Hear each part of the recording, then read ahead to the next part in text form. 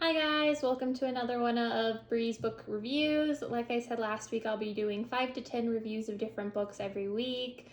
Thanks so much for joining me today. Feel free to like, comment, and subscribe, and don't forget to turn on that bell to get notifications on when new videos drop. Also, feel free to share if you have anybody in your life who loves to read. Feel free to share these videos with them. The point of this channel is just to get great books out to great readers like you. So the first book I'm going to review today is called The Pelican Brief by John Grisham. Many of you probably know John Grisham. He's a very popular thriller suspense author. The Pelican Brief is one of my all-time favorite books by him. It was adapted into a movie. If you've seen the movie and you liked it, the book is 20 times better. It is so good. I mean, they condensed like a 400-page masterpiece into like an 80-minute movie. So a lot of things were changed, a lot of things were cut out, and the book just takes you on quite the ride. So would highly recommend if you're in the mood for some suspense and some thrills. This is probably my favorite book I'm going to review this week. So what I'm going to do is I'm actually going to circle back to this one last because I really want to read you guys like a little snippet from it.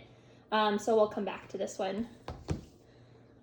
This is called Say I Love You. It's a Japanese manga. I don't know if I've got any manga fans out there, but the artwork in this is absolutely beautiful. It's a really fun coming-of-age slice of life manga. It centers on a shy high school girl finally coming into herself and making true friends for the first time that she can remember in her life. It talks about how she deals with like bullying that happened in her youth and how that shaped her into the teenager she is throughout the series. Really great read, would highly recommend. The Village Bride of Beverly Hills by Kavita Daswani. This is such a good read, and it offers such a different perspective on how Americans perceive Indian arranged marriages. The main character in this does have an arranged marriage, but it's not quite the way that Americans think of it.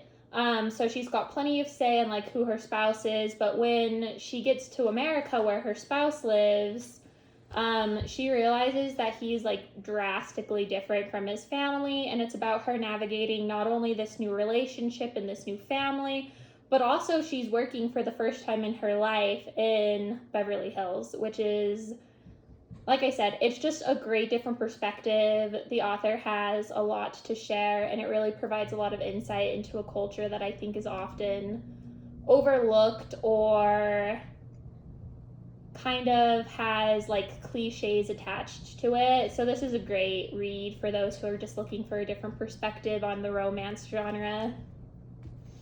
Robert Frost, A Life by Jay Perini. This is a biography. It is super long, so if you're looking for a book that will last you for a week, a couple weeks, a couple days, depending on how fast a reader you are, and you love poetry, this is an absolutely phenomenal biography. It takes you all throughout Robert Frost's life. It talks about his wife, who, fun fact, was actually a cousin. But it takes you through that. It talks about how he used to teach for his wife's class as his wife suffered from what we would now call depression. He would take over teaching her class. She was a school marm, so she wouldn't lose her job. But back in the day, like, it was always just referred to as like this dark cloud. So super interesting perspective. Since he is an older American poet, he's lived a life that's very different than what we're seeing from poets in today's society. So this biography was a great read. Would recommend if you're just looking to get a little bit more knowledge on an individual. After Agatha, Woman Write Crime. This one is by Sally Klein. It's not my favorite book that I've read. It was interesting in the sense that it talks about woman writing crime fiction novels from Agatha Christie, who I think at this point is just an international household name, to lesser known writers that write under the same genre, to famous authors that wrote under the true crime genre under a pen name, Like J.K. Rowling, the author of the Harry Potter series, actually has a whole series of crime fiction books she wrote under a male pen name. So just really, like, that part was really interesting. Unfortunately, it references a lot of series, like a lot of really popular true crime series, and then it spoils them. So you read this book, and like I was in the middle of reading Rizzoli and Isle series by Tess Gerritsen, and there was just this huge spoiler that you, like, I wouldn't have found out because I had just started the series, and I wouldn't have found out until like the 4th or 5th book, and I like was so mad I almost threw this across the room. Like, it was terrible. Also, some of the chapters are just oddly written. Like, there's one that's titled, sorry,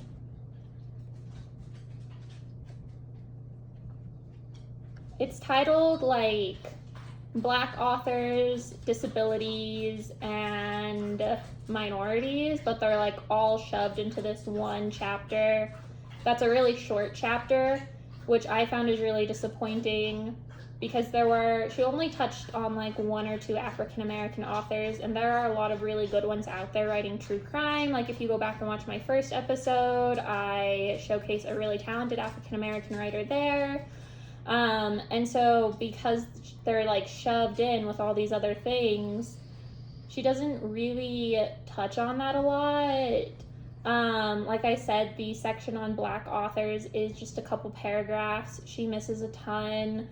And when she's talking about disability, she's not even talking about authors writing with disabilities. What she's referencing is why authors choose to write characters with disabilities.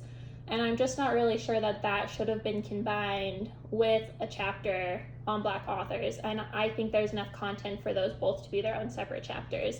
So it's like, it was an okay read. Interesting if you're looking for maybe like a palate cleanser, but definitely not one I would like highly recommend. The Princess Diaries by Meg Cabot. Meg Cabot is, like Agatha Christie, an American household name. Pretty much everybody knows who she is. She writes for children, she writes for adults. Many of her books have been turned into movies. Very talented. Today I'm showcasing the first in her most popular series, The Princess Diaries. There are some drastic differences in the book than in the movie. But what I like about them is when I'm reading the book and watching the movie, I'm not asking myself which is better, because they're both so fascinating in their own way that I get to enjoy both of them without feeling the need to compare them, which I just loved about this series. So would recommend. Like I said, this is for slightly younger readers. I'd say 8th grade and older. Just because that's about the main character, Mia Thermopolis' age. So younger readers just might not understand a lot of like the high school context that the book has. But other than that, it's a fabulous read. We get to see Mia not only growing up as a teenager and trying to grow into herself as her body changes and goes through puberty, but we also get to see Mia dealing with the fact that she learns that she's the heir to a royal throne, which, I mean, would just freak me out if someone had told me that as a 14-year-old. So would recommend this series as well.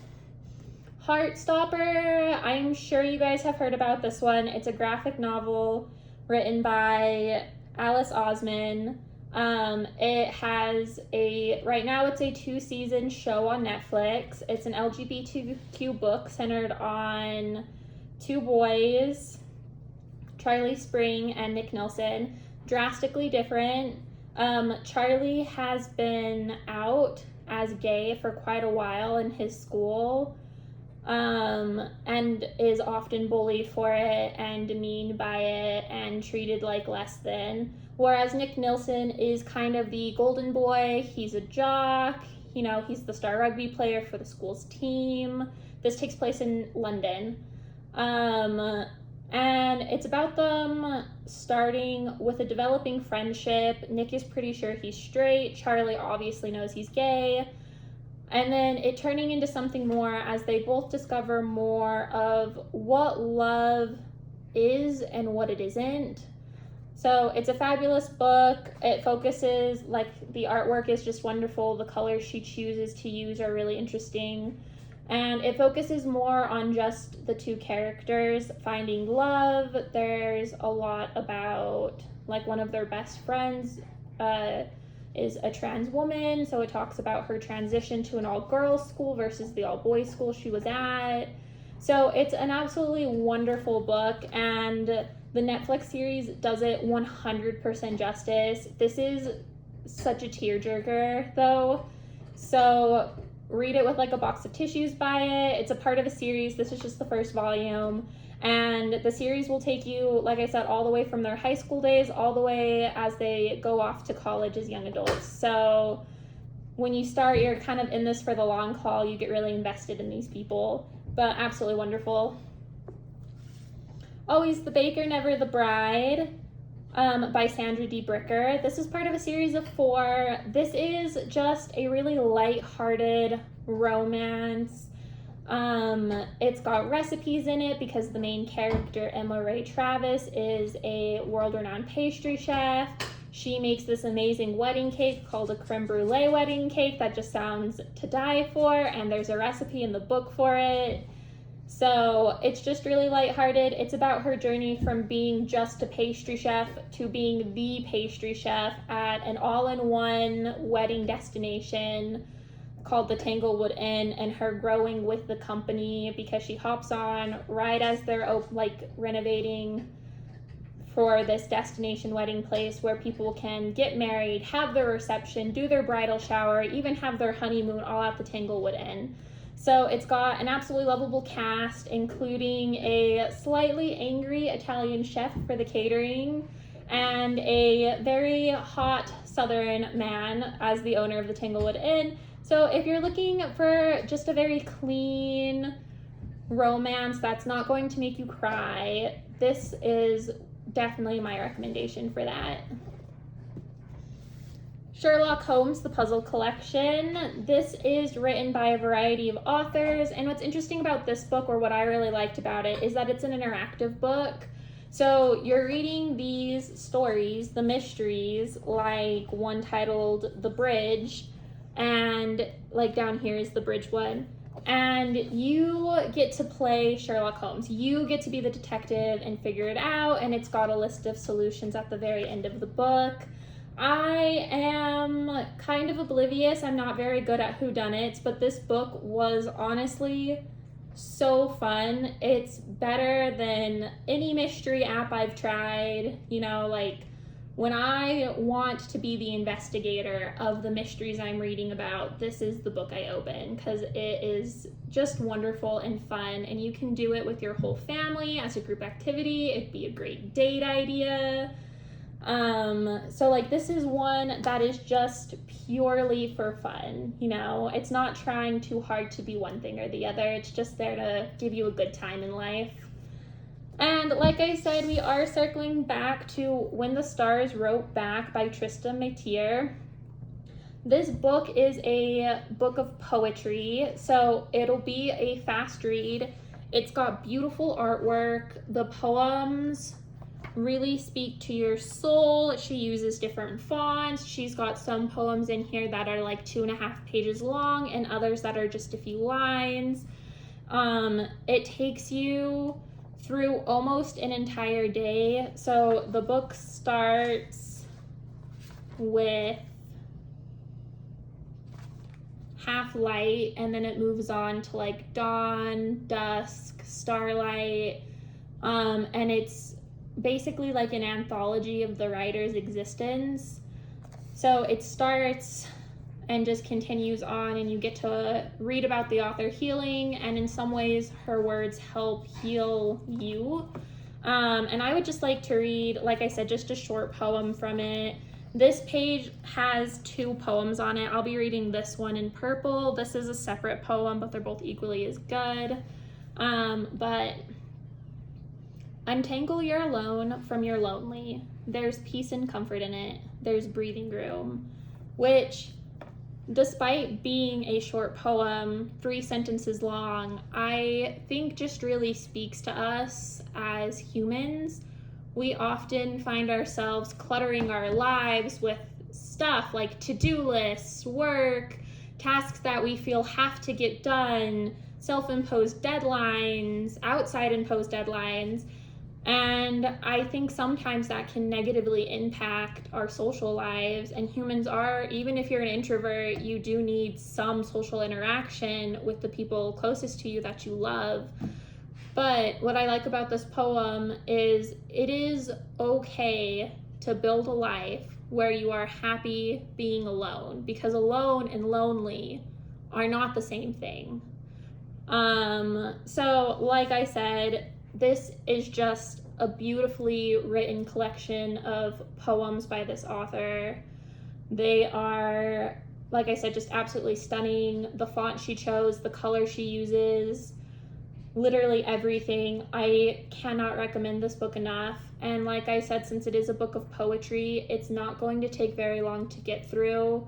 So if you're looking for something you can bang out for a class, but you want it to be impactful to you, I would recommend this book.